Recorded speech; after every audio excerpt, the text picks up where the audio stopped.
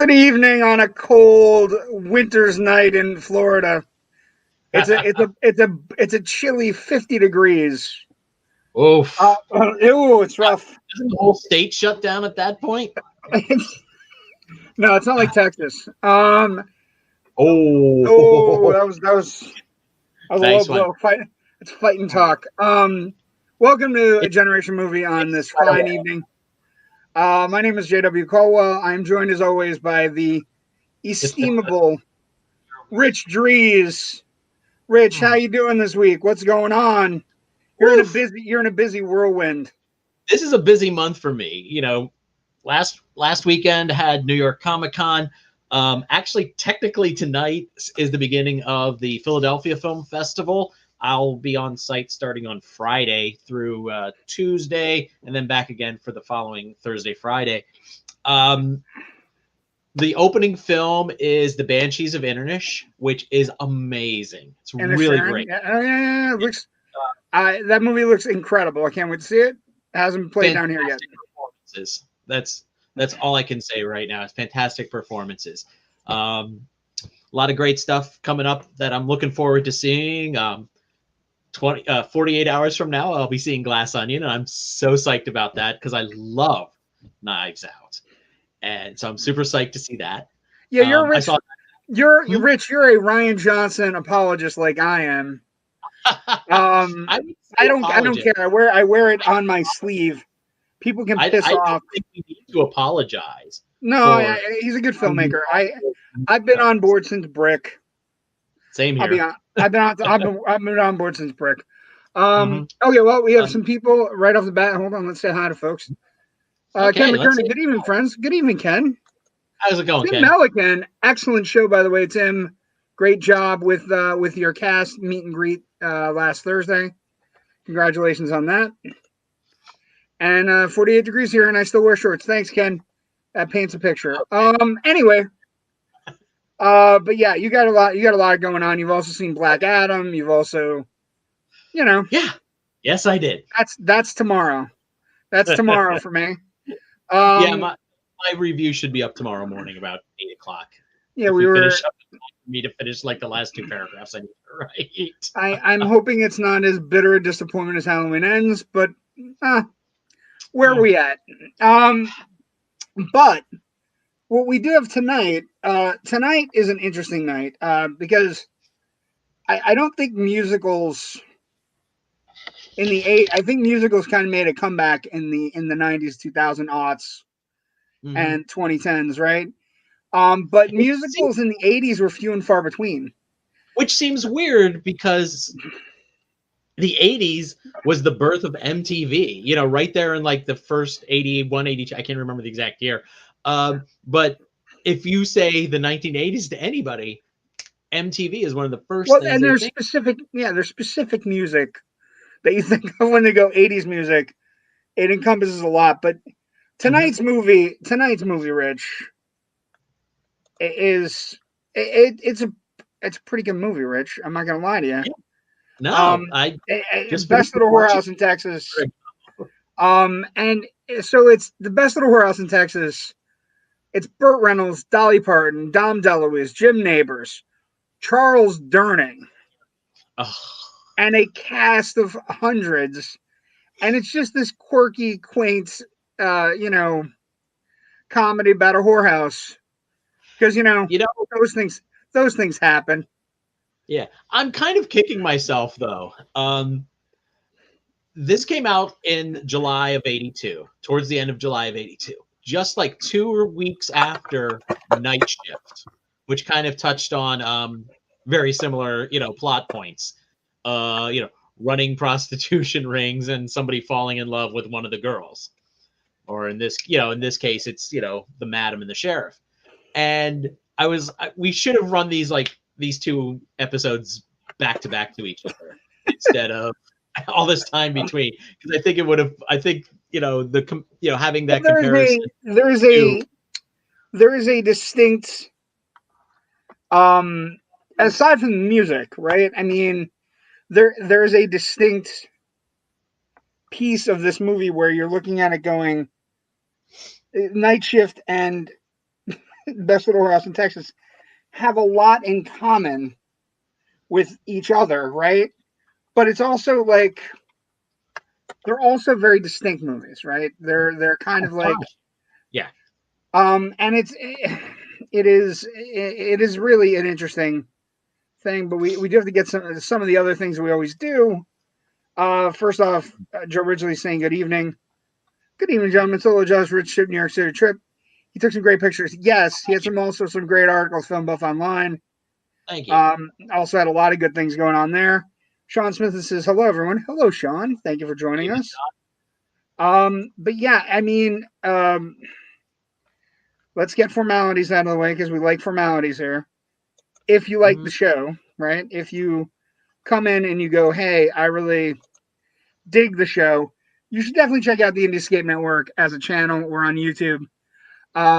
There's a lot of good folks on the network and working really hard every week for content. You got Gabe, you got CJ, you got Tim, who's putting together these amazing movie meet and greets, is what I'm calling them, because that's what they are. They're like, you actually get to sit down and watch all these people kind of interconnect and reconnect, and Tim's like leading the sideshow. It's amazing. And then, our good friend Brandon, who's on Friday nights, always getting, these intricate, William Ragsdale this past week was incredible. So there's a lot of good things going on in the network. And then, so we have a YouTube channel. We also have Facebook. If you're into that, we have a Facebook page as well. The Indiescape, tons of things going on. But I want to jump into this because, well, actually, a couple things. I would like to say, because we are a movie show, rest in peace to Angela Lansbury, Robbie Coltrane. Yes. Two major losses this week. Coltrane, I think, has the most interesting comments during the Harry Potter specials that were just on HBO Max, where basically said, I'm not going to be around, but 50 years from now, Hagrid is. And it's the ultimate icon kind of, vibe, dream, right? I won't be here, but something I've created and put on film will be here long after I'm gone, which is really great. Angela Lansbury, though, also a giant. Like, not just like she was a giant on screen, she was a giant on stage, she was a giant on television. She actually hit out of the park on all three. They're going to have a big retrospective coming up for her, including an airing of, I think it's Turner Classic Movies, but it might be something else, where they're going to have an original airing of the 1980 Sweeney Todd production that she was in. It is a stellar production of Sweeney Todd. It is chilling and daring, and she's a great, like, she has her cheeks all rosy red, and she is she embodies the character. But she did so much. Manchurian Candidate, Gaslight, Beauty and the Beast, and of course Murder, She Wrote, which is where everybody from our generation kind of knows her. But she was a one of a kind. That'll be on TCM on November 21st. She's also shows up in The Three Musketeers, which they're going to show. 10th Avenue Angel, which is a nice little movie that, I hope more people discover, if anything comes out of this. I mean, okay, she lived, a wonderful full life, but it's still sad she's gone. But if there's something good that comes out of it, is people discover some of her earlier stuff, like 10th Avenue Angel, or If Winter Comes, or she's in The Harvey Girl. It's a great musical, which brings us back to and also, like, Robbie Coltrane, like I mentioned during the Robbie Coltrane tribute on my page, Nuns on the Run, and everybody was like, what the hell is that? I'm like, it's a movie made with Eric Idle. It was such a good movie. It was very funny. About two gangsters that kind of go undercover as nuns. They did Sister Act before the Sister Act. And that's the movie I reached for when I found out about Robbie Coltrane's passing. I was at work and I had my personal laptop with me, and I hope my boss isn't watching. And I pulled up my Plex server, and on lunch, I watched the first 30 minutes or so of Nuns on the Run, And then when I got home It's a that great night, I movie. watched the rest. Yeah, it's a lot of fantastic. fun. It's a lot. It's a funny movie. So when we lose these stars, you're right. That when TCM or when these other places do like the star retrospectives, take advantage, find out more. You know, she was more than Mrs. Potts and Jessica Fletcher and a very deranged mom in the Manchurian Candidate, which is one of my favorite performances. She's so bone chilling in that movie. Like, there's nothing nice about her as a motherly figure in that movie. Queen of Hearts. And honestly, don't wait until somebody passes away to kind of explore, some of their older films. Yeah. What I like to do when I have the time, and often I don't these days, but what I've always liked to do as a movie fan with Turner Classics is just look at their schedule and then pick out one film you may have heard of, you may not have ever heard of, but the description kind of sounds interesting, or even if the description sounds like something you might not normally watch, and just randomly pick something out once a week and watch when that. I had a great thing going during the summer where I was just watching Joanne Woodward and Paul Newman stuff, because it is food for the soul. Though you can find a lot of things that you'd never find, and I just we do wait too long. Yeah, I mean, I've been thinking recently about how, like, 80s, 90s, etc. From the 80s till now, I'm really good with because I lived through it. And then as a film nerd, I was, doing a lot of exploring of 30s, 40s, and into the 50s and some silence. But like the 60s and 70s have been not a complete blind spot for me, but a weak spot. So I'm thinking about, in the next year, going back and doing a lot more, like catching up and like watching like 5, 6, 7 Warren Oates movies over. He's over fantastic. Well, because the Warren Oates tie there, and it's a perfect tie-in. So Warren Oates stars for us is the Star Stripes, right? Yes. He's Sergeant Hulka. But for my dad, Warren Oates is one of the Wild Bunch.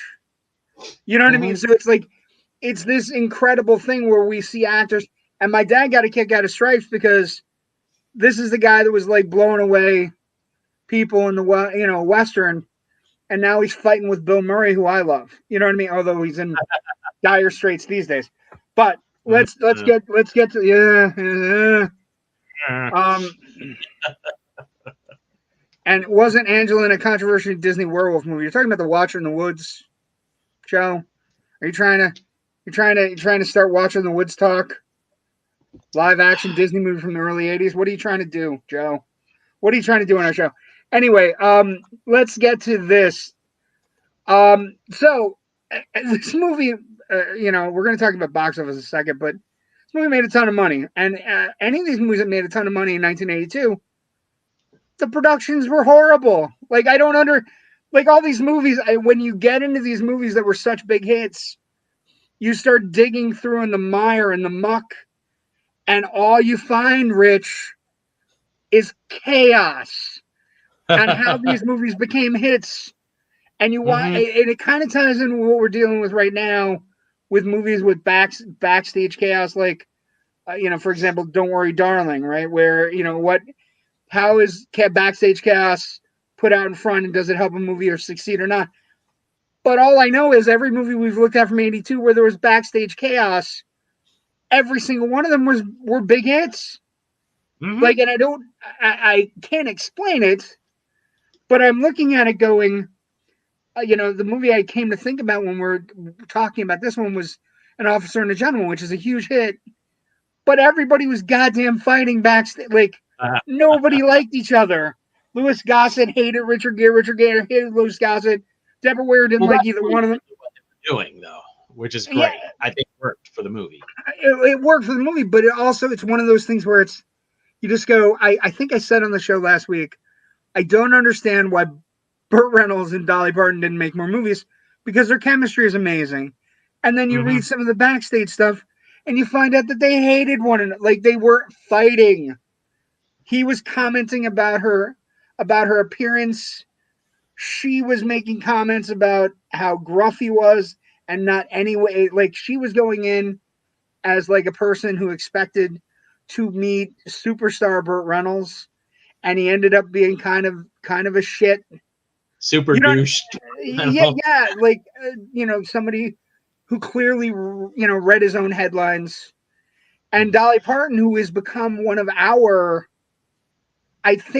most shining stars, right? Like in the world, she is a person who's gives people a lot of jobs, takes care of a lot of folks, makes good music, makes good art, takes care of people all over the spectrum. What was that? She's just a good person. She's there's some actors you look at and you think, if the news broke that they like to kill hobos on the weekend on a rich weirdo preserve hunting ground type of thing, I wouldn't be surprised. That's very specific, Rich. You're never going to hear that story from. You're never and like you always hear stuff about Dollywood where she's like making it easier for people to go to college, and there's never a bad word to be had about her. When I cracked this open, the production stuff where the odd ones like Burt Reynolds getting injured on set because he had to carry her and complaining that he had to carry her. And then, making a comment in the press that, if somebody asked, like, what's it like to work with Dolly? She's so beautiful. And he's like, after a while, you're just looking at her face. It's like, my God, man. And so the production starts. Well, can we take a half step back and talk about the Broadway show first? Oh yeah, no, that's exactly where I was going. Go, you. Okay. Because Broadway show is based on an actual whorehouse called the Chicken Ranch that was closed down, although it was popular in the town and everything. And through the 70s, till the mid 70s, it was popular. Yeah. I was reading up on that too. That's an amazing. The whorehouse lasted till the mid 70s. Which means everybody in that town at some point had been to that whorehouse. Oh, most likely. Just saying. But you're right. So they talk about when we get to the reviews and stuff, but but positive in this movie. No, and that's one of the great things about the movie. But I think the interesting, like, so the chaos with Burt Reynolds and Dolly Parton notwithstanding, right? Two megastars put together. Whereas sometimes they ignite and sometimes they don't. Although their chemistry is really good. The other thing that comes down is that they're trying to take it from the stage production. They have Tommy Tune, and they have Peter Masterson, and they basically have channeled the show all the way through Broadway and all the other thing. But the moment they get anywhere close to making the film, everybody kind of goes, well, no, you're Broadway people. You can't possibly direct or do anything like that. So that becomes the first hiccup, right? They Universal balks at Larry King, not the Larry King, but Larry L. King, Peter Masterson, and Timmy Toon coming from the Broadway production. They balk at them. They get a little bit nervous, and they decide to replace both of them with a director named Colin Higgins, who's like a studio guy, who doesn't want to do anything difficult, doesn't want to make some heavy changes to the storyline in the show and the movie, right? Yeah. Well, Higgins started out as a writer, working on he wrote Harold and Maude.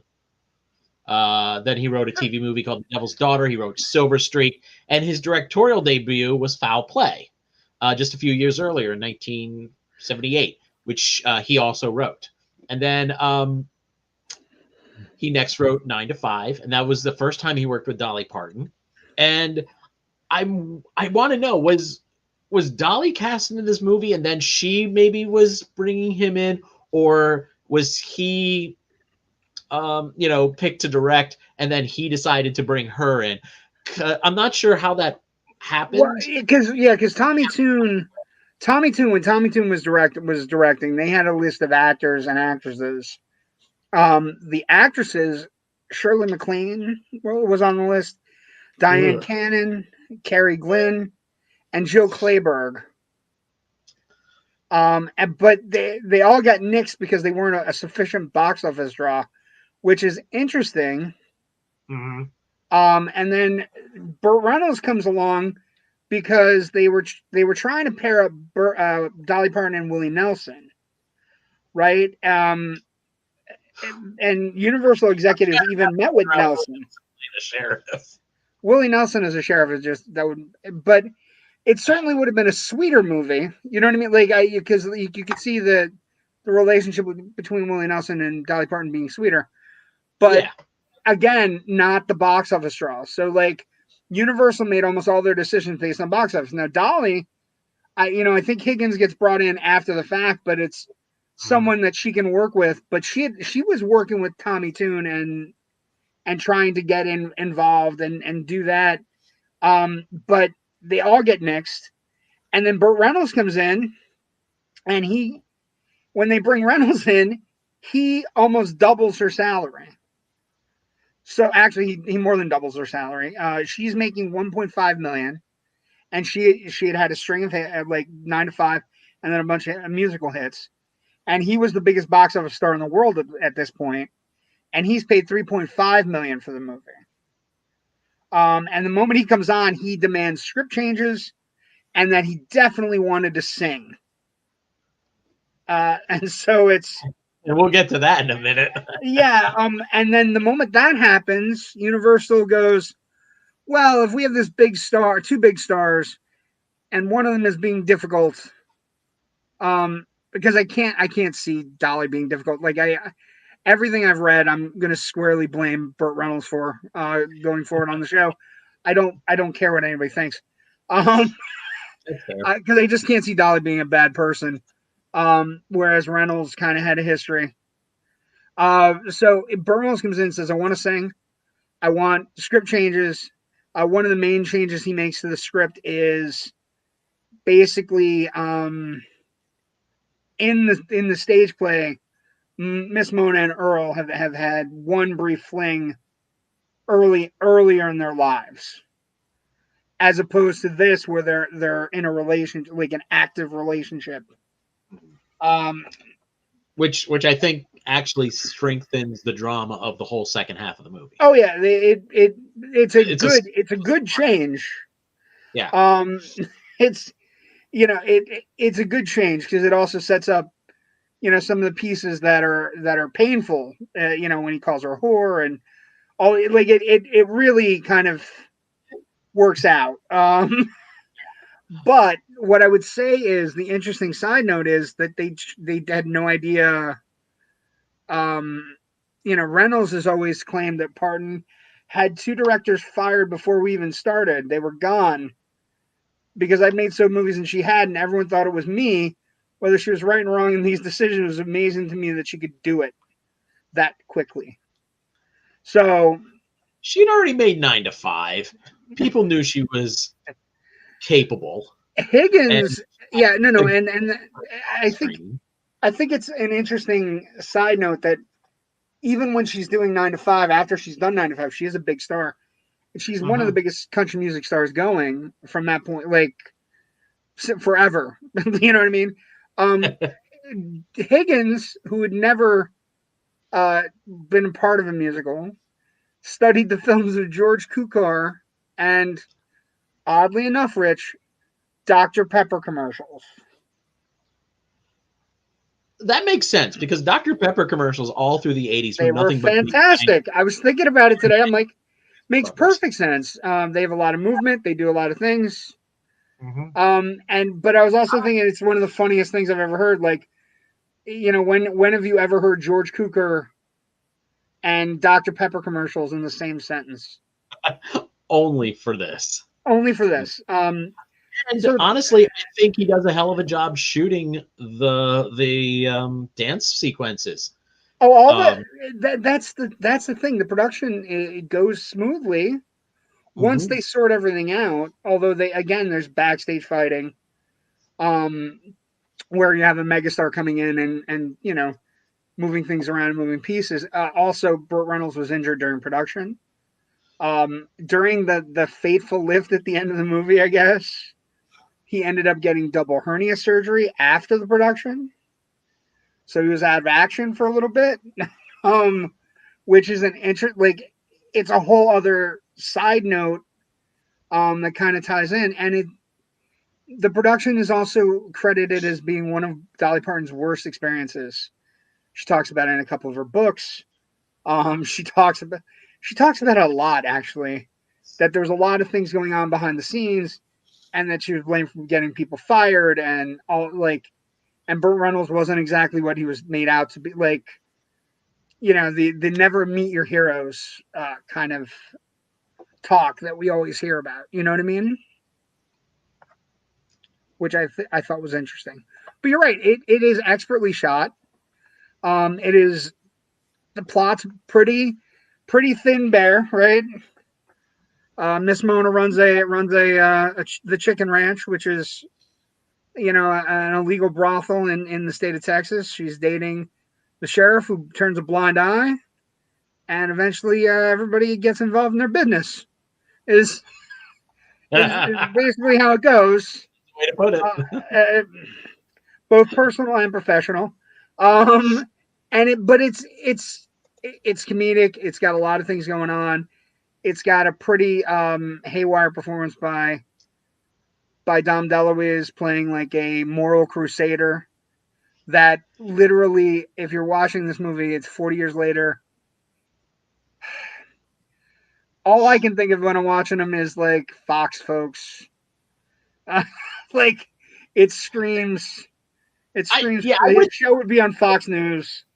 It would. I wouldn't call his character a moral crusader. I would call his character someone who a profiteer off of moral panic. He sees something that he knows he can get people upset about and then make some money at it and get popular. And He's fantastic in this, because usually he's always buddy with Burt Reynolds in Cannonball Run, The End. Yeah, he's smarmy here. And here they're butting heads, and it's such an incredibly fun inversion of their dynamic. Where at one point Burt just like pops someone right in the face and he goes sliding across the floor. That it's if you've only ever seen the two of them as a double act, to have them kind of at loggerheads with each other is really fun. And he's got an incredible bowl cut wig. He's got pants that are about 2 sizes too small. Like it's a fantastic performance. He also went on to star in Addams Family Values, sitting on top of Uncle Fester's head for a while. Yeah, it's got to be that same one. It's the same one. Yep. Also, and we can't go without saying, Burt Reynolds talks them out of several people for the role of the governor, and he talks Higgins into Charles Durning, which I think is one of the coolest things. They were looking for the role of the governor. They were talking about Mickey Rooney. They were talking about Burt Reynolds would go on to say, I told Colin, Mickey Rooney is a wonderful actor, but everyone knows that you won't get any credit. Charles Durning can sing and dance, and no one knows it, and you'll get all the credit. I think one of the interesting things about this production is, so the Burt Reynolds we see, and it's a little bit of kind of what we're living with right now with Bill Murray, a little bit, right? The Burt Reynolds we see is gregarious and amazing and charismatic and charming. Burt Reynolds behind the scenes, Machiavelli-ish, where they're working on different things, and he's keeping the Burt Reynolds business in business. Mm-hmm. I want to touch on the Mickey Rooney thing for a second. I think Mickey Rooney is an interesting choice there, because again, this may be due to the fact that Colin Higgins was studying George Cukor musicals from the 30s and 40s. That's exactly why it's funny. Is shot very much stylistically like a traditional old school golden age of Hollywood musical.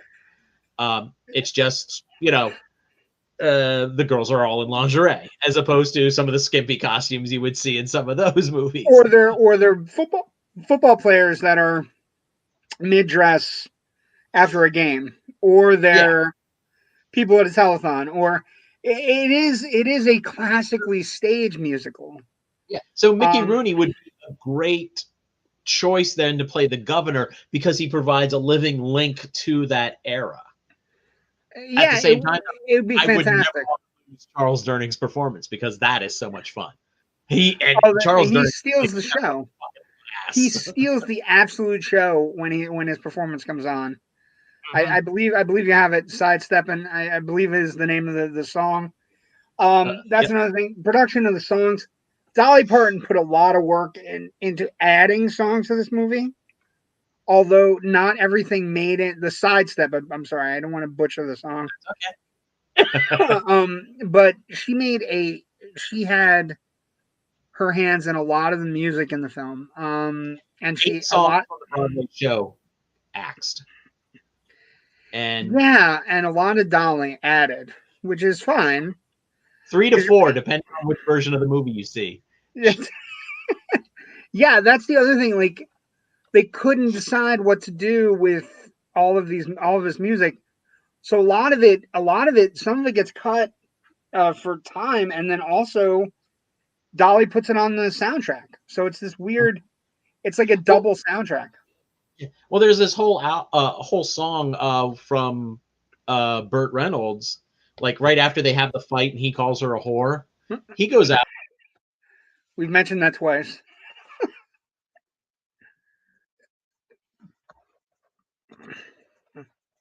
Oh no, we've lost Rich. He'll be back though. We'll get him right in. I don't know what happened to Rich. It's bad. But we're still talking about production of the Best Little Whorehouse in Texas. And we'll see Rich in a moment. Sorry about that. Damn you, Rich. I went to double check what I was about to say because I wanted to get the song title right, and I totally hit the wrong thing and closed the tab. I have That's okay. Open here for various notes and things I might want to go to. Hey, that's okay, Rich. We missed you. Go ahead, finish your. I made a joke at your expense, not at your expense, but I mentioned that you mentioned the whore thing, and it's the second time I brought it up because it's so jarring. But go ahead. But anyways, after Burt Reynolds says that, he goes off and sings a song called "Where Stallions Run," and it was in the original theatrical release, allegedly. And then it was on the ABC network broadcast of the movie, and it might have been on the first VHS release. And then it got cut somewhere along the way for some reason. Nowhere that I've looked gives a reason. It's just there. And then it disappeared until it showed up, of course, on YouTube. It is available on YouTube. So it's a nice song. And honestly, Burt, he sings. He sings better than he sang in At Long Last Love back in 1978. The Peter Bogdanovich film he did with well, and I think that the music is more in tune with him. I think part of it is the music is in tune because it's like a kind of. It's like Dino music, or you know what I mean. It's like it's At Long Last Love. No. This the music in this. Yeah. This song is a little bit more, and he kind of has like he'll sing something heartfelt through the first half of the verse. And then he'll just kind of like say the second half. A little breathy. But overall not bad. But it is one of those things where the production is so weird, like so intricate in getting all of the pieces correct Ken chimes in with Dom DeLuise is awesome. Yes, Oh. in short doses. I would also say that Dom DeLuise doesn't get any better than anything in Cannonball Run. Anything in Captain Chaos, I'm good. Fat Icon, I enjoy it immensely. Anyway, but so production happens. They finish. They announce Universal comes up with a release date and filming. Again, one of the things that comes up rather religiously. Parton describes her filming experience as a full nightmare, and Reynolds has always described Parton as very self-deprecating, at least in public. And it becomes this weird. The interesting thing for me is they have nothing but chemistry. Rich, they have nothing but chemistry in the movie. And to hear that they've fought at all is a sad thing. Well, I wonder how much of that on-screen chemistry is also due to the director, Colin Higgins, because Higgins. I think it's a shame that we didn't get more collaborations between him and Dolly Parton. I mean, he died in 1980. Let me double check and try not to close this tab again. Yeah, don't close the tab. Yeah, I do that wrong and all. He died in 1988. He never, this is his third and final film that he directed.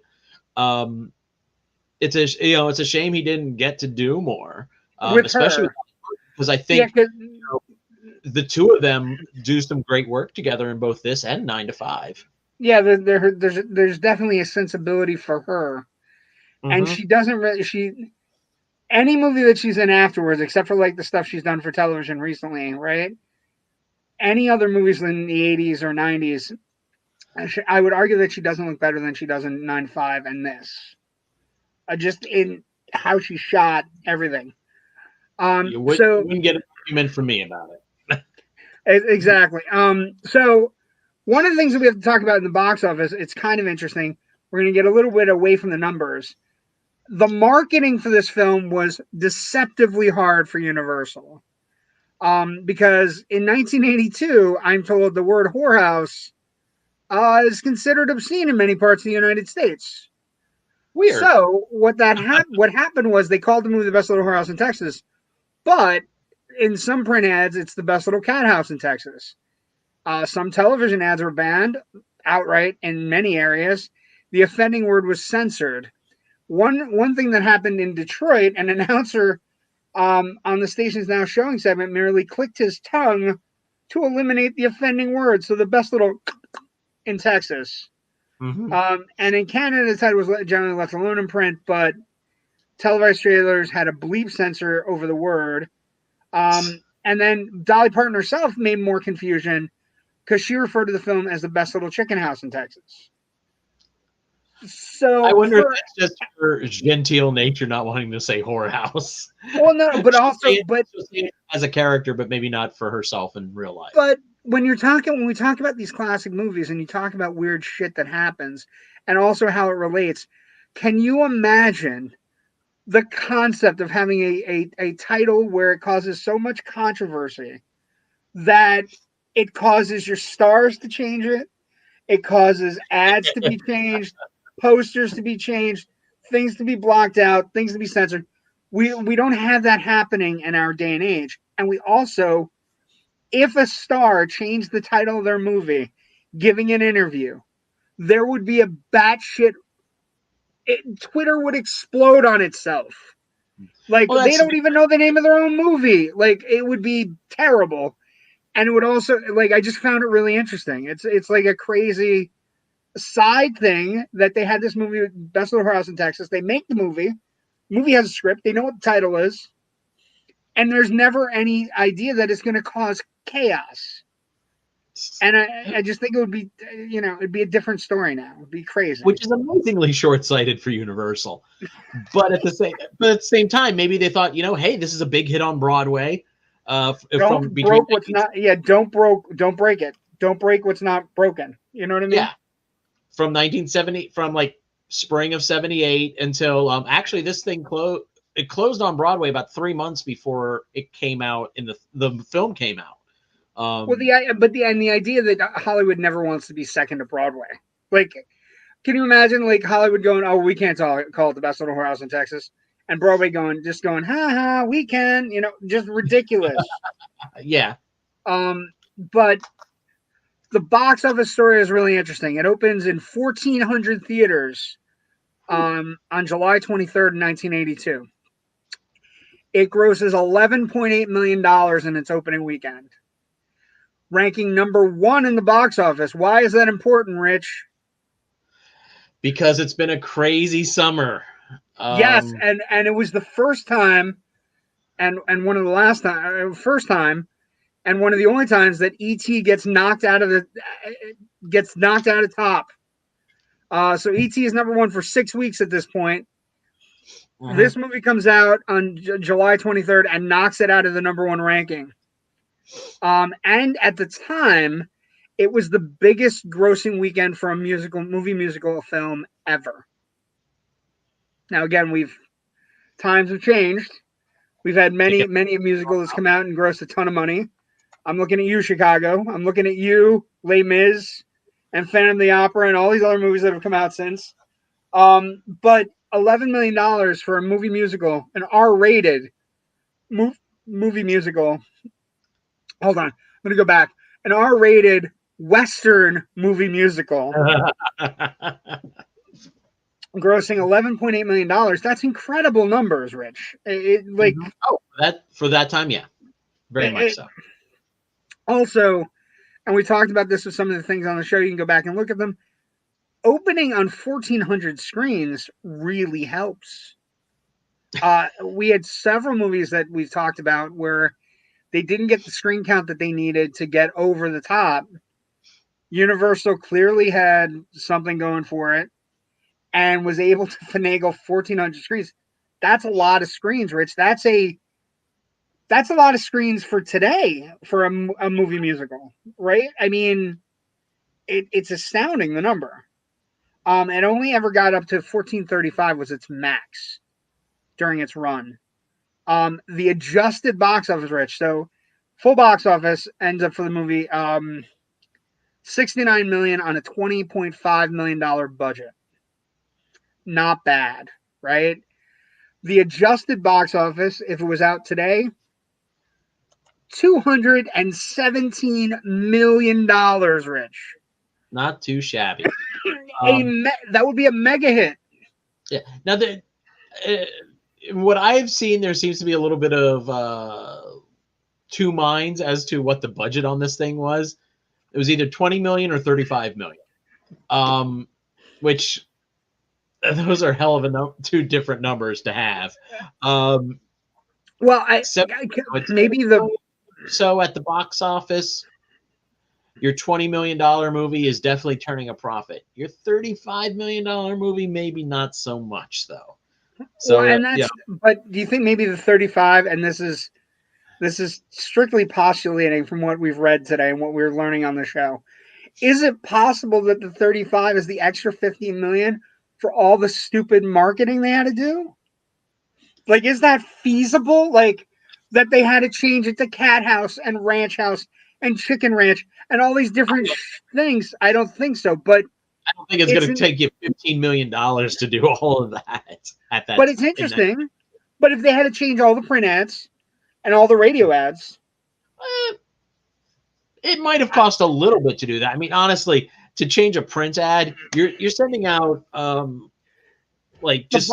booklets. The just like basically the newspaper would get like an envelope. I'm looking around, maybe the size of like this folder, this file folder, and you'd open it up, and inside would be like a quarter-page ad with your art, and then like an 8th page and a 16th and a 32nd with like smaller versions of the art, and then like a space for general cinema, RC, AMC, and basically it was the layout people who would just go paste it down on the page before it went off to the printers. So and those pages were just like photocopied or just printed out. So to it didn't take too much more time to make two versions of that. One that says Best Little Whorehouse and one that says Best Little Cat House in Texas. It probably took some graphic designer. I think that's worse, by the way, just so we're clear. Whorehouse and Cat House is worse because I think Cat House, like, for me, Cat House is like, you're basically saying pussy. I was like, I think it's weird that Cat House is somehow better. But it's even if it's 35, it doubles the money on a movie musical, an R-rated movie musical. You know what I mean? Like, I think it's an astounding, like, it's really quite an interesting, you know, it's an interesting take, and the idea that up until a certain point, it was the biggest weekend ever for a movie musical film ever. I think that with all the movie musicals we've ever seen, like from the 30s, 40s, 50s, right? It's the biggest movie musical ever in the 1980s, which is, you know, even, and we've had Cabaret, like we had Cabaret. I was thinking other 70s musicals, right? The Apple, also, which is a Shock Treatment, which doesn't do well, despite me thinking it's fucking brilliant. I can't even think of like 5 musicals from the 80s. They're all like, it's weird. They're not musicals per se. Like, they're like what you were saying. They're MTV things. Like, for every movie musical you bring up, I would say like Eddie and the Cruisers is considered. You know what I mean? Like something like that. It's a movie about a band, and the bands play songs within the movie, so I don't consider that a movie musical.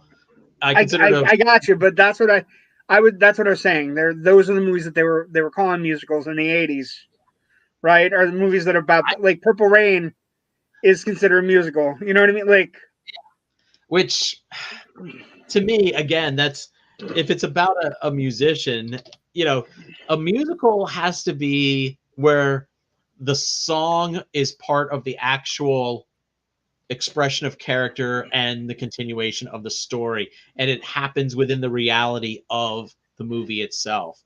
I agree. I just like finding 80s musicals is a real tough business. Ken writes, I'm gonna read this, but I don't agree with it. We sure it's probably because people thought they were finally going to see Parton's tatas, so to speak. Maybe, but I think it was also popular because Burt Reynolds was a very popular actor at the time. Like that's not shocking. We are forgetting one of the best musicals of all time, though. Little Shop of Horrors. Oh yeah, okay. I was I'm sorry.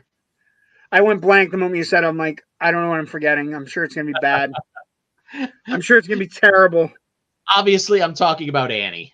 Oh my god. A funny Annie story. So my dad ran a theater in the 80s, and the Annie merchandise came almost a full year in advance. Like the Annie standees and stuff. Really? Came almost like they had full, like, Rich. It was full character standees. Wow. Separate full character standees and a big giant Annie. The word Annie. And my dad put all of them together, and he looked at me and he goes, "This is what's going to happen when you have a bomb, a mega bomb. This is what's going to happen." So he was right, but it was really funny. Like they had it was terrible. It was the most stuff I've ever seen for a single movie where the movie like didn't live up to it at all. It reminds me of something I heard one of the editors of Starlog say, the better the promotional stills, the worse the movie's going to be.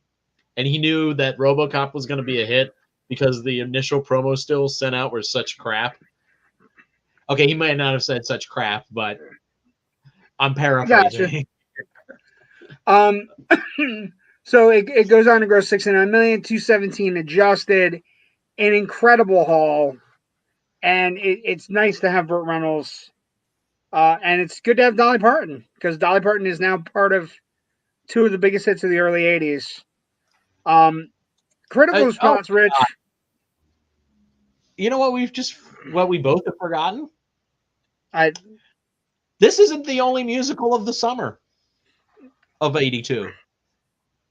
Grease 2. Grease too. Well, poor Grease too. Nobody forgot anything, Rich. It's Yeah. it's well, but that's got to be something. That's got to be something sad for the Grease people, right? That a movie about a whorehouse comes out and just completely buries your Grease too. Just eats it alive. We actually didn't do a lot of the movies in May, but yeah, we did forget about Grease too, but didn't everybody, Rich? Yeah. Critical response, shockingly, Rich, and I don't really understand it. Very mixed. If you look like one of our aggregators that we look at, like at Rotten Tomatoes, it's 68 audience right now and 42%, which means it's rotten. With the critics, I disagree. We look at one of our iconoclasts, people we look at, and Roger Ebert, the one word blurb is Dolly and Burt and Whorehouse never get beyond the concept stage in this movie. I tend to disagree. I find that I enjoy the movie a lot. Like, I think it's funny. I think Dolly Parton's charming. I think Burt Reynolds is actually, because he's with Dolly Parton, he's more charming. Mm-hmm. Because there's a certain schmarm to a schmarminess to Burt Reynolds movies in the 80s. Yeah, and there, it's which is noticeably absent here, and I think that's all because of Dolly Parton's presence. Which, yay, because as much as I like a lot of Burt Reynolds stuff, you're right. He can be kind of schmarmy, and not quite. I wouldn't buy a used car from this guy kind of level, but just like full of himself, like the kind of guy that smells his own poop and is like, "Oh, that's amazing." And Dolly kind of gives him a withers him down. The critical response is rough though. It doesn't get nominated, and there's nothing where it does anything like that. You have certain critics who just call it a bomb, which is interesting because the critics are ripping it apart, but it's gross and in the immortal words of Spicoli, beaucoup dolores at the box office. And, it kind of just, I would say that where you look at it now, one of the interesting things is you have this controversial subject matter, a whorehouse and whatever. And you're right, where it succeeds today is looking at the schmarminess of like these people that we're talking about with regards to sex workers and their plight and how they're treated and all these different things that we're looking at through the lens of this movie now. And the idea that it's coupled with 1940s musical structure, right? Like there's a sequence where the girls all stand up and are doing a song with Dolly Parton, and they're all like putting their legs on the table or on their chair, and it's done like a Busby Berkeley line. You know what I mean?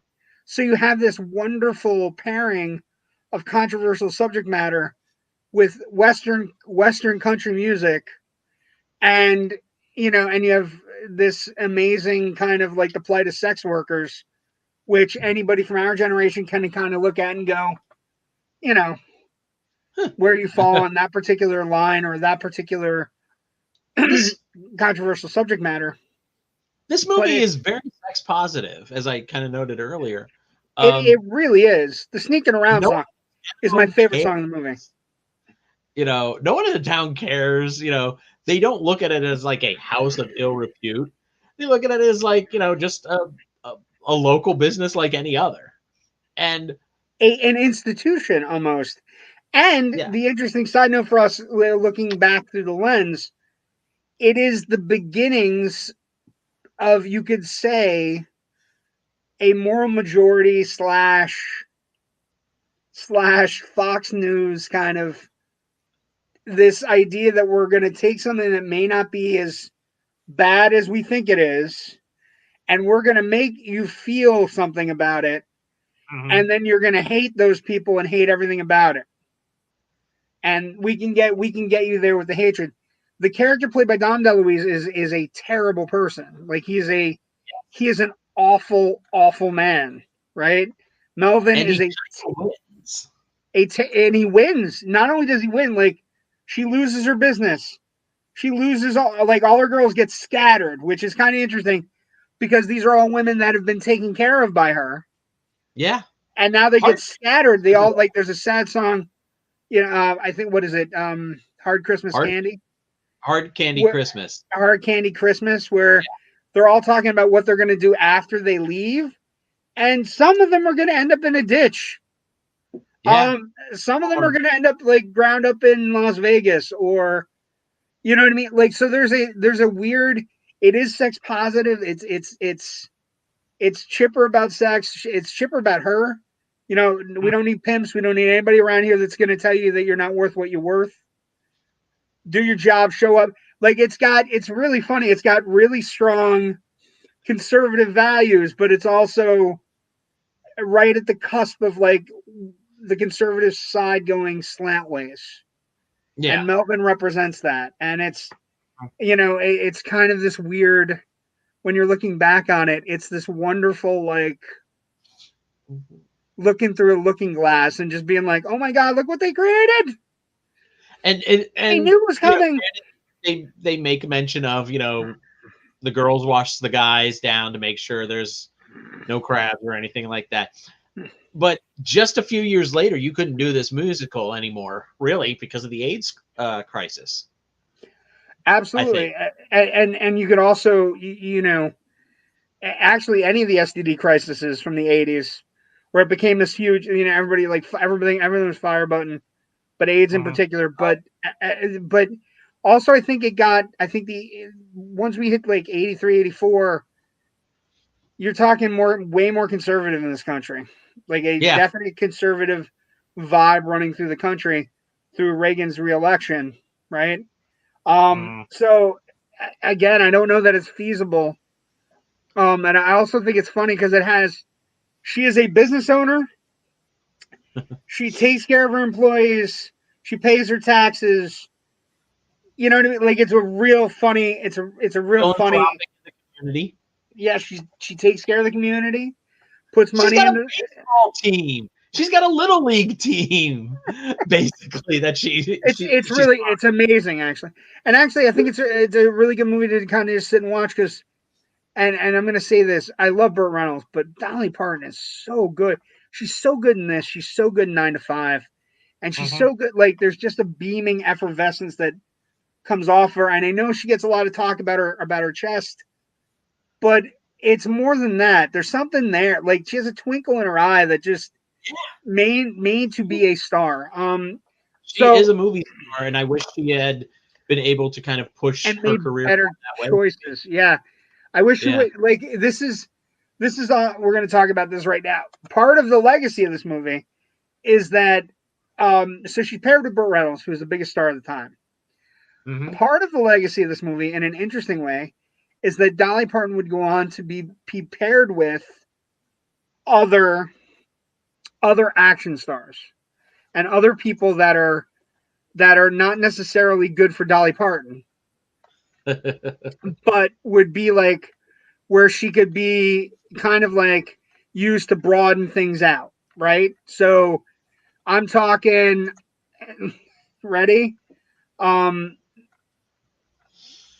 I'm sorry, I'm getting the page up and we're talking. So I know exactly what you're going to bring up. I'm going to bring up Rhinestone because it has to be brought up. But she's paired with people that, she's paired with Kenny Rogers, and she's paired with, Sylvester Stallone and Rhinestone. And she doesn't really do a lot of other things until we get to 89. She does Steel Magnolias. And by that point, she's like, it's her film career is kind of over. Like she's in other things, but she never.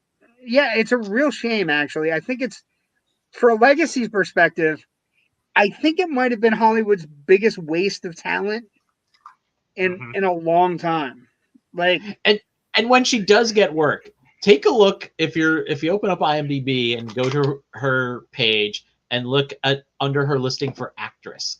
And I'm not just talking about like a music video here or there. I'm talking about actual films where she is, or TV movies where she is just listed as Dolly Parton. She's just playing herself. In in The Simpsons, in the TV movie Jackie's Back, in Miss Congeniality 2. Well, she has a series of television appearances where it's just her telling stories about her life, and then she does end up making a couple things where she's, where it's basically autobiographical appearances.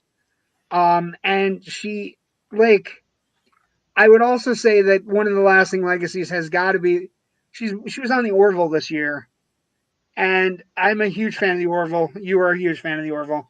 Yes. I can't think of a better use of her than the way Seth MacFarlane first attributed her talent and everything. It is a wonderful appearance by Dolly Parton. That is, as I think about it more and more, one of the greatest appearances of her life, with how she was used properly within the framework of the show and also within the framework of Dolly's talent. I think it's an amazing, I think they missed it. Like, the legacy here is a miss. Putting her with all these other people and instead just finding a good comedy with her in the lead. I can't believe we didn't get, and looking at the IMDb when you're looking, I can't believe that we didn't get more Dolly Parton movies. Yeah. She has like Straight Talk, she has Steel Bag Noise, she has Rhinestone, she plays, you're right, a lot of it is she plays Dolly Parton. Like Captain Kangaroo, Dolly Parton. You know what I mean? And then the stuff she does get, like the Rhinestones, are just a missing. It's just a bad movie, right? And it's not, it's weird. It is. One of the other legacies of this movie I did want to hit on. I wasn't sure if you had this. Did you notice the name of the three producers of this film? Robert Boyette, Edward Milkis, and Thomas Miller. Do those last names sound familiar?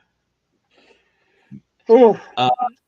Miller, Milkis, Boyette Productions produced Foul Play. They also produced for TV Bosom Buddies, and also Joni Loves Chachi. And then Milkis left, and then it just became Miller Boyette Productions, and they gave us Mork and Mindy, Laverne and Shirley, Happy Days. So this $69 million box office windfall was put to good use. Yeah, is what you're telling me. They were already doing Happy Days for a while, and then and Laverne and Shirley before this. They kind of were trying to transition out into theatrical films and stuff. So all of that, though, I think is kind of fascinating that, none of this ever feels like, where sometimes you see somebody who worked in TV sitcom make a transition to theatrical film, and it feels like just a much bigger sitcom. Yeah. And I'm going to piss people off probably by saying Arthur with Dudley Moore came from a sitcom writer. And I think as great as Dudley Moore's performance is in that, it has the rhythms of a sitcom, and it's very episodic in chunks, the way a sitcom can be. I would also say with how great John Gielgud is in that movie. Yes. Because Bitterman makes that movie, so. Yeah. But here, maybe it's because they're drawing on, source material that already has, a decent narrative structure to it, or it feels much more like a movie instead of some TV Well, and also producer there's playing. there's heavy hitting star power here. This Mhm. movie, no matter what you look at, with everybody involved, the star power is incredible. The legacy is incredible. We'd also be remiss to not bring up the incredible legacy of a certain song. So in 1974, Dolly Parton wrote a song called "I Will Always Love You." Now, it's used at the end of this movie, and it is a beautiful rendition of the song. It's heartfelt, it's emotional, it's right at the cusp of the end of the movie where there's a lot of change going on, and it's beautiful, and she delivers it while walking around her empty house, and Burt Reynolds is talking to her, and she basically is telling him, we can't be together because you want to be a state legislator and I'm a whore. Which is, again, just a weird kind of concept. But it's a beautiful rendition of the song. But the song would later be given to Whitney Houston, and Whitney Houston would take it and make it one of the most popular songs in the history of film, and one of the most popular songs in the history of radio.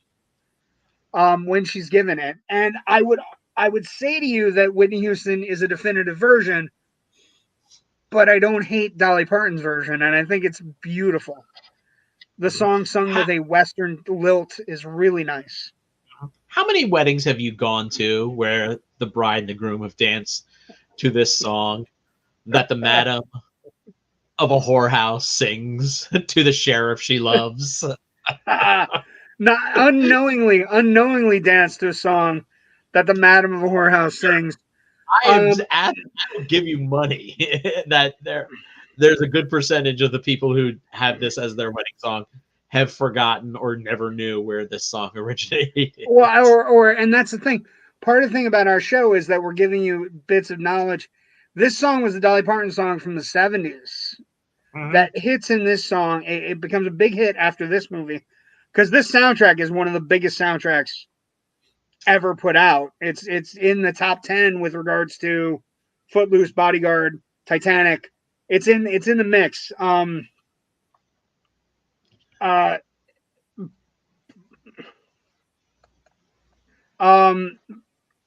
Reynolds and Gator, good watch. Okay, good point. But yeah, so it is such a good song though, and she's where it hits in this movie is perfect. And I'd be remiss. Now, somebody brings this up. You guys are so popular in porn sites right now. They're removed, Joe. Yeah, no, I got them. I got them quick. But thank you, Joe, for I'm glad we're popular. But also it kind of ties in at this moment because one of the legacies is there's a lot of porn that was made. There's a lot of pornographic films that have Dolly, the kind of Best Little Whorehouse, Texas kind of vibe to them. Other legacy pieces, the house is still located on Universal Studios lot. It's part of the Backlot Tram Tour. What else? It's the house. The house is also used, and I'm remiss to bring it up, but it's used in Rob Zombie's House of a Thousand Corpses. We all know. Maybe the India Escape folks don't know. I don't like Rob Zombie, and I don't like his movies. So it pains me that house was sullied by Rob Zombie after it was used by Miss Mona. Sullied is a good word. But yeah, I mean, it's iconic. And I think, one of the things that comes out of this movie, the legacy of this movie, that franchise viability, I could see this movie getting remade. We're in a different time. I could definitely see this movie getting remade. I would remake it now because I'd be worried. I'm kind of worried about the way this country is kind of backsliding on a lot of things right now. It feels like make it quick. In terms of rights for certain people, And but But yeah, certainly remake. Who would you have in there though? Who would you cast as your so Madam? I think you go. I don't know. I think you go. Maybe you go urban. Maybe you go like Lizzo or Megan Thee Stallion. Ooh, Oh, that's an interesting. um, because I think Lizzo or Megan Thee Stallion would have a field day with the soundtrack. Uh-huh. I think they could really like because you could I could easily see an urban version of Sneaking Around. Yes. I wasn't prepared, by the way. I wasn't prepared for that question. This but is I. That's why I love doing this to you. Damn you. But and then like that's a great right off the top of the head thought. I love it. Well, because Megan Thee Stallion was just on Saturday Night Live. She was great. Mm-hmm. She was good. She had trouble with teleprompter, as any singer will. But for the most part, her shit was funny. But Lizzo would be the one I'd want to see because Lizzo has the great show on Amazon Prime or Hulu, where it's basically about teaching her dancers bigger girls. Yeah. I'm wholeheartedly impressed with Lizzo, and I think she could pull off the sweet natured aspect of Miss Mona. Yeah. And I think Lizzo actually has like the classical music training chops for this too. She was on Terry Gross's Fresh Air on NPR a couple of weeks ago, maybe a month or two now. I was listening to the interview while driving somewhere to meet somebody. Fascinating. She's a fascinating young lady. A great. First of all, I was kind of like, wow, Lizzo on NPR. This is awesome. And at the same time, though, she had a great conversation with Terry Garr. She talked about how she played in a progressive rock band when she was in college, and because she's a flautist. And I was just like, ooh, that would have been interesting to see. She's a great cat. I really, in thinking about it more, you pair her up with somebody like Michael B. Jordan. I'm still on a. I'm going to be honest with you. I'm still on a Creed 3 trailer high. or Lizzo, and how about Jonathan Majors? Because I feel like that kid is the next major superstar we have in our midst. Like I think you might be right there.